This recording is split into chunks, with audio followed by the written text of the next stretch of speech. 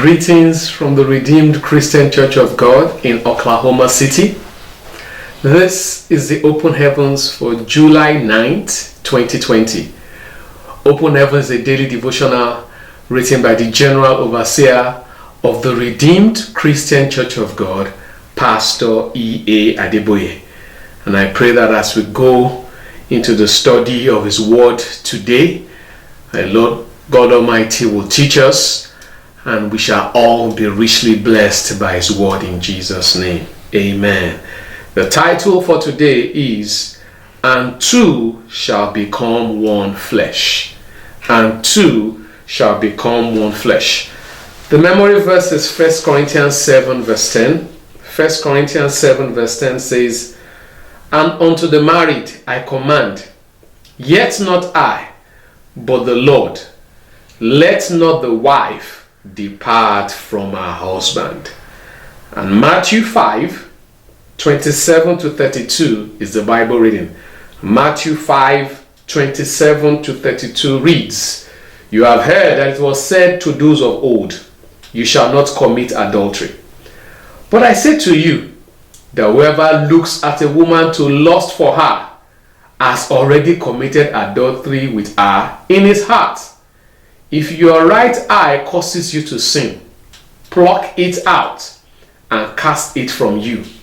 For it is more profitable for you that one of your members perish than for your whole body to be cast into hell.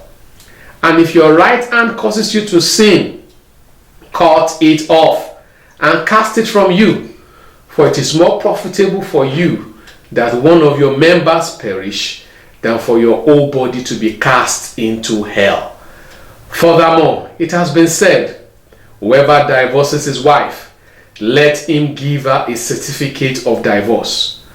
But I say to you, that whoever divorces his wife for any reason except sexual immorality causes her to commit adultery, and whoever marries a woman who is divorced commits adultery." May God bless the reading of His holy word in Jesus' name. Amen. So today we are talking about two shall become one flesh, which of course is talking about the institution of marriage which God instituted. And when God instituted marriage, our daddy-in-law starts the devotional by saying that He instituted marriage, the Lord Almighty, as a perfect solution to the problems of a lonely man. So when God instituted marriage, it was a perfect solution. And from that solution, there was a mandate to be fruitful, to multiply, to replenish, and to subdue the earth.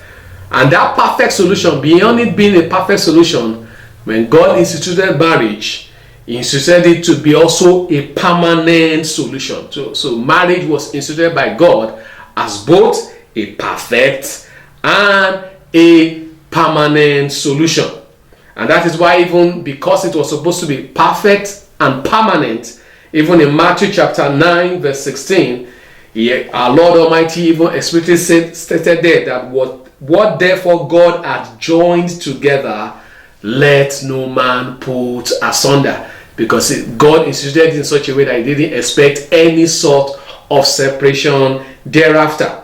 And of course, this two becoming one flesh, it's talking about also being spiritually bound together, and being bound together in areas of love, of faith, of spirit, and of purpose. That is another way to look at the bonding that marriage brings about. So there should be that bonding together spiritually in those areas of purpose, of the spirit, bondage of the spirit, and faith and love. And in line with that he goes on to further say that, the reason why there shouldn't be that bond and oneness in love and faith, if you look at faith, for example, it goes back to the fact that, when you want to get married, make sure you are getting married to somebody that believes in the same things as you do. Because when the belief system is disparate, then that's already a foundation for something to go wrong in the marriage. Which is why Daddy-in-law said that even when that foundation of being of like mind is not looked into when going to marriage, what will happen is that such cases will lead to crisis, instability, and even unfulfilled destiny. Which goes further, you can even look at that unfulfilled destiny in its perspective, that it means that in order for us to fulfill our destiny maximally, a huge function of it is the person that one gets married to. So that is very important for us to know. And of course, we already said God instituted marriage to be perfect and to be permanent, and that is why He believes in the sanctity of marriage, of it being permanent and it being a perfect solution. And that is why one of the core doctrines of the Redeemed Christian Church of God, of which our daddy Lord Pastor E. Adeboye is the general overseer of. And we know that, of course, even in marriages, daddy has a prayer here, and that's the fact that even for marriages that maybe are going through some instability or through some form of crisis, a prayer he prays that the Prince of Peace, because that's what God wants. He wants peace and a good marriage for everybody. I pray that the Prince of Peace, that I'm not praying, the Prince of Peace will intervene in your marriage today in the mighty name of Jesus. Amen. Amen.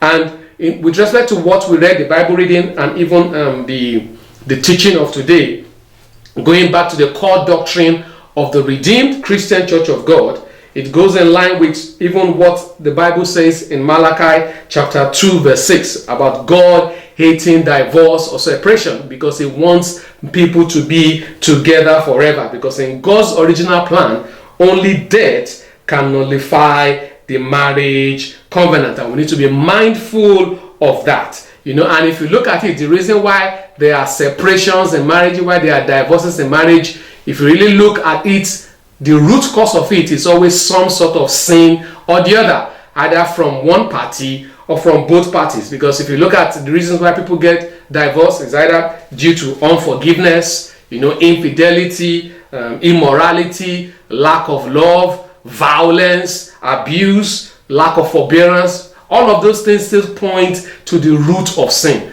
So when we root out sin in our lives, even as couples, then the probability or the desire or the talk of divorce will not come up. If somebody is forbearing, if somebody is loving, if somebody is not violent, if somebody is not abusive, if somebody is understanding, if we exhibit the fruit of the Spirit, then the talk of divorce and separation will not even come up at all. And that is why Daddy will want us to be mindful of this, of God's original plan, so that we keep the sanctity of marriage through love, through humility, and through peaceful coexistence. And when we do that, we are going to enjoy the benefits of marriage, because marriage requires work.